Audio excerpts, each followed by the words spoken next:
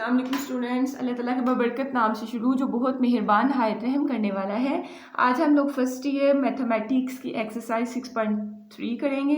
तो चलिए स्टार्ट करते हैं। सबसे पहला हमारा कॉन्सेप्ट है अरिथमेटिक मीन का। पीछे हमने पढ़ा था अरिथमेटिक प्रोग्रेशन या अरिथमेटिक सीक्वेंस, ठीक है। तो उसमें हम लोगों ने क्या चीज़ सीखी थी कि सीक्वेंस को हम लोग अरिथमेटिक सीक्वेंस या अरिथमेटिक प्रोग्रेशन कहेंगे इफ़ हर दूसरी टर्म में से उसकी पिछली टर्म को जब माइनस करेंगे तो उसमें आपके पास जो डिफरेंस आएगा माइनस करके जो आंसर आएगा वो सेम होगा, ठीक है। तो ये तो था आपका अरिथमेटिक प्रोग्रेशन। अरिथमेटिक मीन भी आपके पास एक तरह का अरिथमेटिक प्रोग्रेशन ही होता है। कहता है कि अ नंबर ए आपके पास कैपिटल ए एक नंबर है, is said to be arithmetic mean. उसको आप अरिथमेटिक मीन बोलोगे, ए को आप अरिथमेटिक मीन बोलोगे बिटवीन द टू नंबर्स।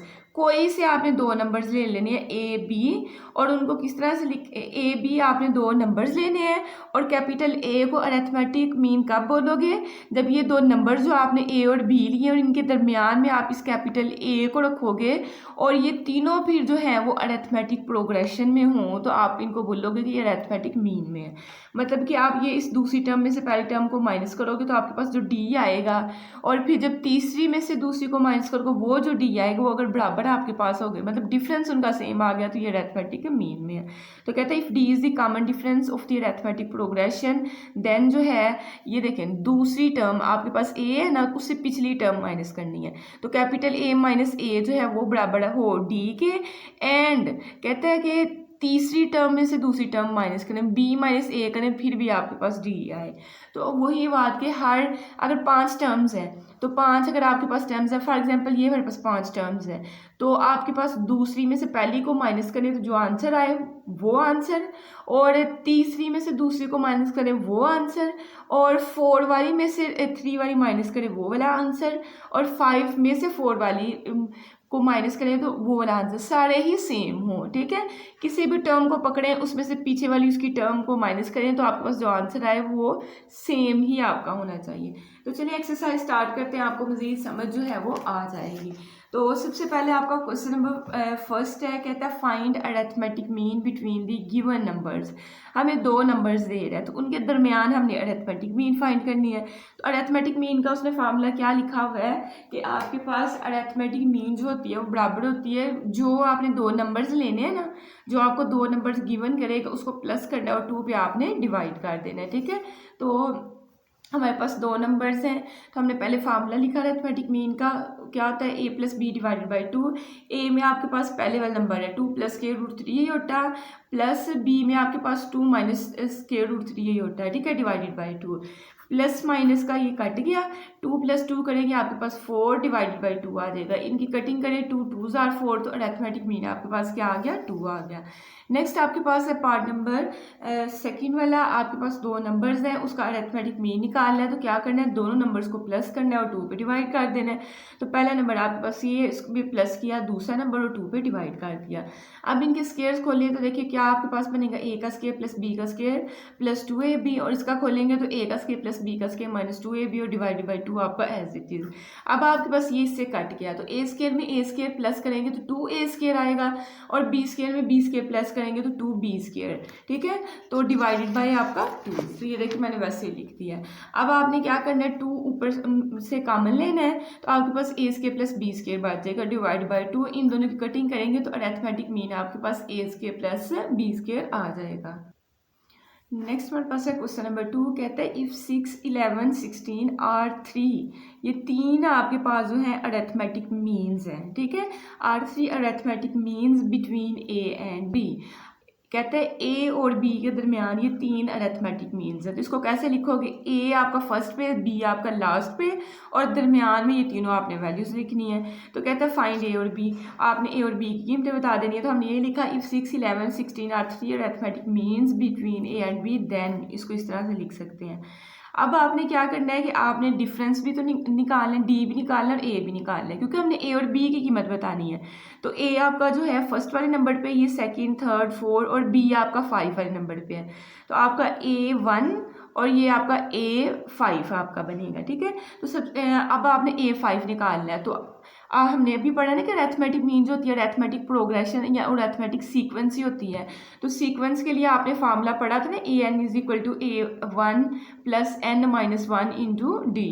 तो यही लगा के हमने जो है ए और बी की कीमतें फाइंड कर देनी है। सबसे पहले a1 आपके पास क्या है, a, ठीक है, जाहिर है इसके लिए आपको a1 भी चाहिए और d भी चाहिए। A1 जो है आप अभी हमें A नज़र आ रहा है और D आपके पास क्या होता है, हर अगली टर्म में से पिछली टर्म माइनस करें तो D आ जाता है। अब इसमें से इसको माइनस करेंगे फ़ायदा कोई नहीं होना, A की वैल्यू हमें नहीं पता, तो हम तीसरी में से दूसरे को माइनस करके देख लेते हैं। तो 11 माइनस 6 आप करेंगे तो आपको क्या देगा, 5 देगा, ठीक है। अब ये तो आपके पास आ गया, लेकिन A1 A के बराबर आ रहा है, कोई नंबर नहीं आपके पास आ रहा है, तो ये हमने फाइंड करना है। तो पहली को हल करने का कोई फ़ायदा नहीं, दूसरी पे लगा लें, ये वाला फार्मूला दूसरी पे लगा लें, तीसरी पे या चौथी पे, जिसमें मर्जी लगा लें, आंसर आपका सेम आना है। तो हमने an is equal to a1 plus n minus one d वाला फार्मूला हमने लगाना है। तो ये हमने सीखा हुआ था कि अगर हमने दूसरी पे लगाना है तो ये आपके पास n की जगह 2 आ जाएगा, यहाँ n की जगह 2 आएगा, तो यहाँ आप अगर 2 लिखोगे तो 2 माइनस वन आपका d हो जाएगा। मतलब कैसे मैंने सिखाया था, अगर a2 है तो a1, और अगर यहाँ 2 है तो 2 में से एक आपने कम कर देना है, तो कम होगी यहाँ 1d आ जाएगा, ठीक है, a1 प्लस d, अगर आपने पिछली एक्सरसाइज सीखी हुई है। तो a2 आपके पास क्या है, ये a1 है, ये a2 है, a2 आप हमारे पास 6 है, तो इसकी जगह 6 पुट कर दिया, a1 हमारे पास इसका आंसर नहीं है, और d अभी हमने निकाला है 5 है, ठीक है। नेक्स्ट आपने क्या करना है, 5 प्लस का इसको दूसरी साइड ले जाएंगे, माइनस का हो जाएगा, 6 माइनस 5 करेंगे तो आपके पास 1, a1 का आंसर आपके पास क्या आ जाएगा, 1 आ जाएगा। लेकिन a1 तो किसके बराबर था, a के बराबर था, तो a1 की जगह आपने a रख देना है। तो पहला तो आपके पास a का आंसर आ गया, b का आपका रह गया हुआ है, और b पता है आपको 5वें नंबर पे है। इसके लिए आपका फार्मूला क्या बनेगा, a5 is equal to a1, अगर यहाँ 5 है तो यहाँ आपने 4 लिखना है, 4d, ठीक है। a1 का भी हमने आंसर निकाला है 1, और d का हमने ऊपर आंसर निकाला था 5, तो वो हमने पुट कर दिया। 5 4 जार कितना होता है 20, और क्या बन जाएगा 1 प्लस 20 बन जाएगा, ठीक है। तो हमने लिखा b is equal to 1 plus 20, 20 में 1 ऐड करेंगे 21, तो a का आंसर पीछे हमने 1 निकाला और b का भी हमने 21 आंसर निकाला है, ठीक है। नेक्स्ट आपके पास है क्वेश्चन नंबर 3, कहता है इंसर्ट, इंसर्ट होता है डालना, ठीक है। Insert 5 arithmetic means between, between का मतलब होता है दरमियान में, किस किस के दरमियान में, इन दोनों के दरमियान में आपने 5 अरिथमेटिक मीन्स को इंसर्ट करना है, ठीक है। इसने क्या है, इंसर्ट करें 5 अरिथमेटिक मीन्स को इन दो नंबर्स के दरमियान। तो पहले उनको लेट कर लेते हैं, लेट करते हैं a1 a2 a3 a4 a5, उसने कहा था 5 आपने करने हैं। Are 5 arithmetic means between square root 2 and 15 over square root 2 then. अच्छा, अगर हमने ये 5 इन दोनों के दरमियान इंसर्ट किए हैं तो इनको लिख के भी तो हमने शो करना है, तो हमने ये लिख के बता दिया। अब पहला ही नंबर आपका a1 होता है, तो उसमें वैल्यू है, तो आपने a1 आपने बता दिया कि स्क्वायर रूट 2 है, ठीक है। अब आप d कैसे निकालेंगे, हर दूसरे में से पहला, मतलब हर अगले में से पिछला नंबर माइनस करेंगे, तो ये तो आपके पास कोई फ़ायदा नहीं होना निकालने का, ठीक है। तो ये इस तरीके से फिर आप नहीं निकालेंगे। देखें ना, इसमें से इसको माइनस करेंगे तो a1 का आंसर नहीं है, इसमें से इसको माइनस करेंगे दोनों का नहीं होना है, तो ये नहीं आपका आंसर आ सकता है। a1 यहाँ से आगे, d आप फिर लास्ट वाले से निकाल सकते हैं। क्यों निकाल सकते हैं, देखें ना, लास्ट वाला आपके पास क्या है, ये पहले a1 हो गया, a2 a3 a4 a5 a6 a7। अच्छा, अगर मैं आप बोल रही हूँ a1, इसको बोल रही हूँ a1, तो आप कहेंगे a1 तो आगे लिखा हुआ है, ये आपने a कैपिटल A लिया है ना, ये आपके पास स्मॉल a1, ये a2 a3 ऐसे करके आपने वैल्यूज़ लेनी है, ठीक है। तो आपके पास जो है a3 a4 a5 a6 a7 से आपने d निकाल लेना है। a7 का फार्मूला होना है a1 प्लस 6d, अगर यहाँ 7 है तो यहाँ 6d आना है। अब आपको पता है a7 का भी आंसर है 15 ओवर स्क्वायर रूट 2, ठीक है। ये आपकी लास्ट वाली टर्म a7 ही बननी है ना, ये a1 है, ये a7 बनेगी। a7 का भी आंसर आपके पास है, a1 का भी आंसर है, 6 आपके पास पहले कॉन्स्टेंट है, तो d निकालना आसान होगा, ठीक है। तो देखिए a7 की जगह उसकी वैल्यू, a1 की जगह उसकी वैल्यू, प्लस 60 आपका ऐसे ही। सबसे पहले स्क्वायर रूट 2 जो है प्लस का दूसरी साइड पे लेके जाएंगे, माइनस का आ जाएगा इक्वल टू 60। अब आपने एलसीएम लेना है, तो एलसीएम में आपका स्क्वायर रूट 2 आएगा, ऊपर आपका 15 स्क्वायर रूट 2 से मल्टीप्लाई होगा, तो आपके पास देखे ना क्या बन जाएगा, स्क्वायर रूट 2 का होल स्क्वायर, तो स्क्वायर रूट से काट के आपका ऊपर 2 आ जाएगा is equal to 6d। Next आपने क्या करना है, 15 माइनस 2 करना है, तो ऊपर 13 डिवाइडेड बाई स्क्वायर रूट 2 बन जाएगा, ठीक। तो 13 divided by square root 2 is equal to 60 हमने लिख लिया। नेक्स्ट आपके पास 6 जो है इस साइड पे मल्टीप्लाई हो रहा है, स्क्वायर रूट 2 के पास आएगा तो डिवाइड हो जाएगा। ये देखिए मैंने इनको कंबाइन करके डिवाइड में लिख लिया है। तो हमने A1 भी निकाल लिया, D भी निकाल लिया। अब हमारे लिए बाकी वैल्यूज़ निकालना कोई इतना मुश्किल काम नहीं है। लेट्स सपोज मैं कहती हूँ कि यहाँ से स्टार्ट करते हैं। यहाँ से हमने A1 निकाला और लास्ट वाली टर्म से हमने D निकाल लिया हुआ है। अब पहली टर्म है हमारे पास कैपिटल A1, ठीक है। ये हमारे पास अरिथमेटिक मीन पहली जो है वो क्या है, A1 है। तो अब आपने क्या करना है, देखिए ना ये स्मॉल A1 था, ये हमारे पास स्मॉल A2 होगा। ये नाम इसका कैपिटल A1 है लेकिन ये स्मॉल A2 होगा, तो स्मॉल A2 का फार्मूला में आता है। इसी तरह हम हर एक पे यही काम करेंगे। तो देखिएगा मैंने कहा कि A1 जो है वो स्मॉल A2 के बराबर है और इसका फार्मूला का A1 और प्लस अगर यहाँ 2 है तो यहाँ आपका 1D आ जाएगा। A1 का हमारे पास हमने जो है स्टार्ट में देखा था स्क्वायर रूट 2 के बराबर है और D हमने देखा था कि 13/6 इंटू स्क्वायर रूट 2 आपके पास है, ठीक है। अब आपने एलसीएम लेना है तो एलसीएम में 6 स्क्वायर रूट 2 आपका आएगा। अब देखें इसके नीचे कुछ नहीं है तो ये डायरेक्ट इसके साथ जाकर मल्टीप्लाई होगा, तो 6 आपका ऐसे ही अंडर रूट टू जब आपस में मल्टीप्लाई होंगे तो आपके पास 2 आ जाएगा, ठीक है। अंडर रूट का मतलब होता है कि हाफ पावर ये वाली और हाफ ये मिलके एक पावर बना देते होते हैं और ये इससे खत्म हो जाएगा तो इसका ऊपर वाला 13 आपके पास ऐसे ही आएगा। अब 6 को 2 से मल्टीप्लाई करेंगे तो 12 में 13 ऐड करेंगे तो आपके पास 25/6 स्क्वायर रूट 2 आपका A1 का आंसर आ गया, ठीक है। अब जैसे A1 कैपिटल A1 जो है स्मॉल A2 के बराबर था, इसी तरह कैपिटल A2 जो है वो आपके पास स्मॉल A3 के बराबर होगा। तो इसका फार्मूला होगा A1 + 2D। A1 की जगह उसकी वैल्यू +2 आपने लिखा और D की जगह जो हमने उसका आंसर निकाला वो पुट किया, ठीक है। अब आपने कटिंग करके देख लेनी है तो यहाँ आपके पास 3/√2 असल में आ रहा है, ठीक है। तो आपने बस लिख दिया कि ये 3/√2 बन रहा है। नेक्स्ट आप एलसीएम लेंगे 3/√2, इसको इसके साथ मल्टीप्लाई करेंगे 3 × 2 बन जाएगा +13, 3 2 6, 6 में 13 आप ऐड करेंगे तो 19 डिवाइडेड बाई 3/√2 आपका आ जाएगा, ठीक है। तो ये आपने A2 निकालना है। जब आप A3 निकालेंगे तो स्मॉल A4 के बराबर होगा और उसका फार्मूला होगा A1 + 3D।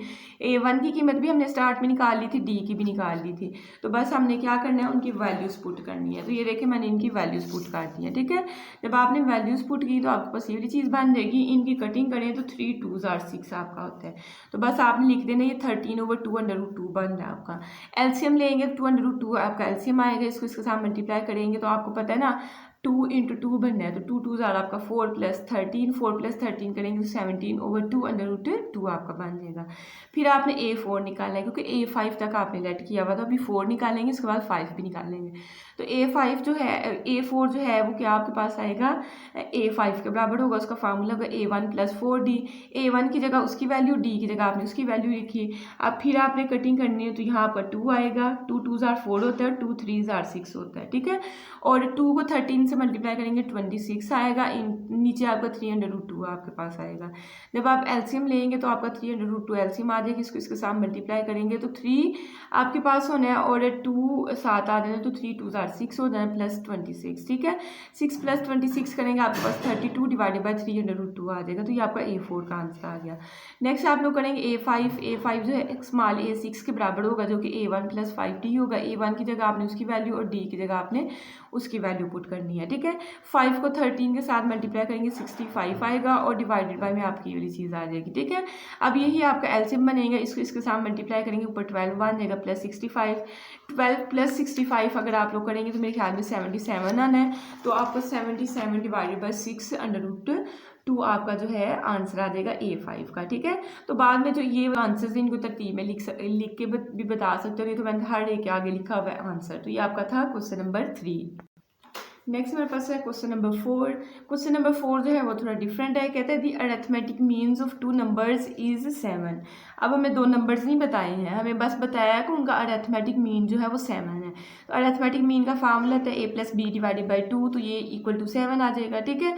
और नेक्स्ट भी इसके एक दो स्टेप करने हैं कि 2 इस साइड पे क्या हो रहा है, डिवाइड हो रहा है, इसको मल्टीप्लाई कर दे 14 बन जाएगा। फिर आपने A की वैल्यू निकालनी है तो B आप दूसरी साइड पे ले जाएंगे, या आपकी इक्वेशन नंबर 1 बन जाएगी, ठीक है। अच्छा देखिए 2 नंबर हमारे पास A और B हैं, फिर हमने लेट कर लिए, ठीक है। तो कहता है कि arithmetic mean of 2 numbers is 7 and their product is 45। उन 2 नंबर्स को मल्टीप्लाई करेंगे तो आपके पास 45 आएगा। तो ए बी को मैंने मल्टीप्लाई किया तो मेरा आंसर आएगा 45। कहता है फाइंड दी नंबर्स, आपने नंबर्स बताने हैं, ए और बी असल में बताने हैं, ठीक है। तो देखिए अब मैंने यहाँ से a निकाल लिया और a b को मल्टीप्लाई किया 45 आया, तो ये जो a का आंसर आपने निकाला है इसमें पुट कर दे, तो 14 minus b into b is equal to 45। b के साथ जो है इसको मल्टीप्लाई करोगे तो 40b पहले बन जाएगा और फिर b को b से करोगे तो b का स्क्वायर इज इक्वल टू 45। ठीक है, अब ये दोनों टर्म्स आपने उठा के दूसरी साइड पर लेके जानी। क्यों उठा के लेके जानी है? क्योंकि तरतीब में लिखना है, तो b स्क्वायर यहाँ माइनस का जब दूसरी साइड पर चले जाएगा तो प्लस का हो जाएगा, तो b स्क्वायर भी साइड पे प्लस का हो गया, ये प्लस का था, जब दूसरी साइड पे जाएगा माइनस का हो जाएगा, और 45 पहले ही वहाँ पड़ा था, तो आपने 45 का साइन चेंज करने नहीं बैठ जाना। बच्चे अक्सर ये गलती करते हैं, तो आप 45 पहले ही प्लस का था, आपने प्लस का ही रहने देना है। अब 45 का आप टेबल पढ़ें कि आपके पास जो है, मतलब ऐसे दो आप जोड़े सोचें कि जिनको मल्टीप्लाई करें 45 आ जाए, लेकिन प्लस माइनस करें तो 14 आए, तो 9 को 5 के साथ जब मल्टीप्लाई करेंगे 9 5 45 बनता है, और 9 में 5 प्लस करेंगे तो आपके पास कितना आ जाएगा? 14 आ जाएगा। ठीक है, तो हमने 9 का 5 के साथ जोड़ा बना लिया। फिर इन दोनों में से b का मन आ रहा है तो अंदर b माइनस 9 बन जाएगा, इन दोनों में से 5 का मन आ रहा है तो अंदर b माइनस 9 रह जाएगा। ठीक है, अब b माइनस 9 यहाँ भी इसको बाहर निकाले तो अंदर आपका b माइनस 5 बन जाएगा। आपने कहना है इधर b minus 9 is equal to 0 और b minus 5 is equal to 0, तो यहाँ से आपका b का एक आंसर क्या आएगा? 9, और यहाँ से b का आंसर आएगा 5। दो आंसर्स यहाँ से b के आ जाएंगे। इन दोनों आंसर्स को आपने इक्वेशन नंबर 1 में बाद में पुट कर देना है। तो पहले तो आंसर्स निकालते हैं, ये हमने आंसर्स निकाले। b का आंसर एक हमारे पास आ गया 9 और एक b का आंसर आ गया 5। तो बारी बारी हमने जो है इसको इक्वेशन नंबर 1 में पुट कर देना जहाँ हमने a की वैल्यू निकाली।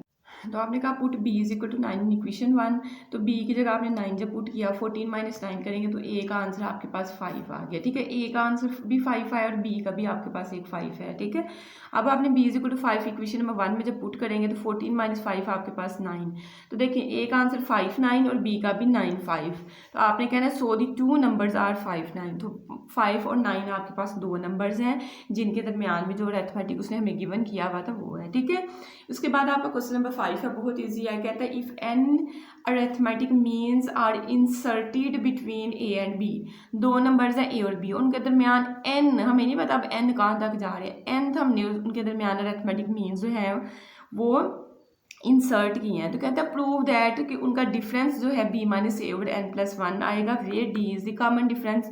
तो बहुत आसान तरीका है, इसमें क्या मुश्किल है, फार्मूला भी तो हमारे पास है वो यूज़ कर लेंगे। तो सबसे पहले तो थोड़ा लिखना पड़ना है कि सपोज a1 से लेके an तक हमने n अरिथमेटिक मीन्स जो है दो नंबर्स a और b के दरमियान इंसर्ट किए हैं, तो फिर हम उनको इस तरह लिख सकते हैं। अब आपके पास जो है आपको समझ होनी चाहिए कि यहाँ तक n रकमें हैं।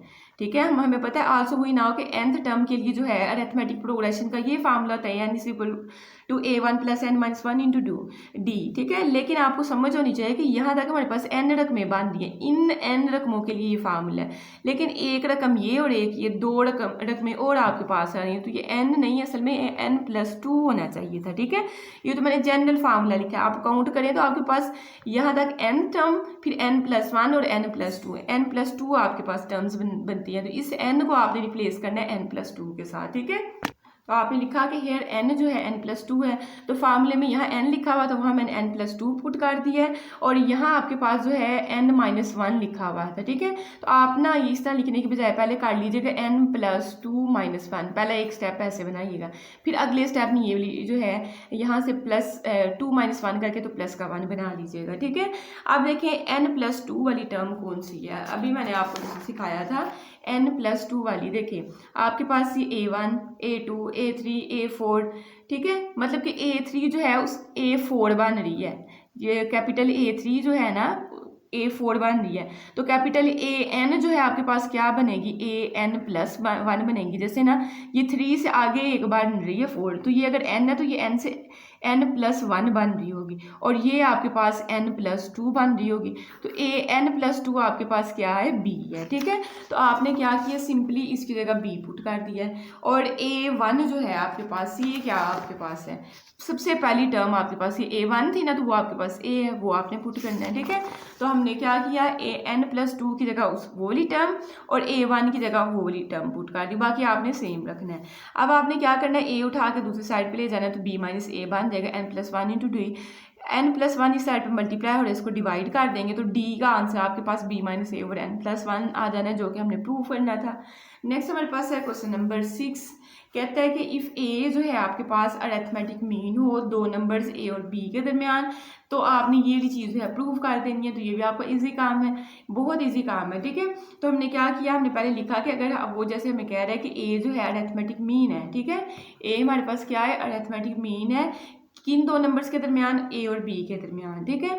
तो अगर ए और बी के दरमियान है तो आपने कहना है कि आप यहाँ ऐसे भी लिख सकते हो कि A capital A B are in arithmetic progression, then A आपके पास A plus B divided by 2, ठीक है। जैसे उसने हमें वो डेफिनेशन के स्टार्ट में दिया तो वही आपके पास चीज़ है, ठीक है।